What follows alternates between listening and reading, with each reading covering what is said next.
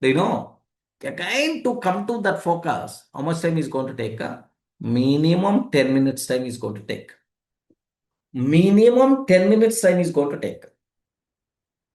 If you observe, best example, you are driving the car.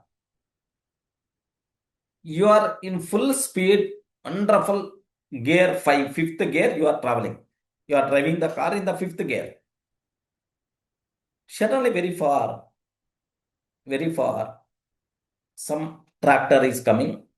Then automatically, your fifth gear to fourth, fourth to third, or otherwise came to the first gear. Then just you cross up that tractor, and again you want to go to the fifth gear. Do you know how much time is going to take to go to the fifth gear again? Immediately is not possible, right? Yes, yes, sir. So immediately is not possible, right? So again, you require to move to the third and then fifth. It will take some few seconds, few minutes time.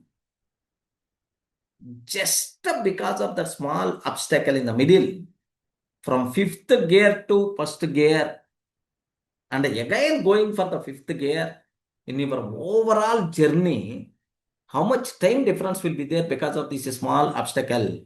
Minimum some 5 minutes difference will be there. If you have such type of things, then overall journey time is going to be increases. That obstacle is nothing but doing some other work while doing one work. That obstacle is nothing but multitasking concept. That's why don't do multitasking. Promise yourself, I will concentrate only one task at a time. I should not do multitasking. So let me complete this and then I will do that. If that task is more important than this, suddenly it came in the middle, but it's more priority. Okay, no problem. Please leave this and then first complete the total activity and then come back.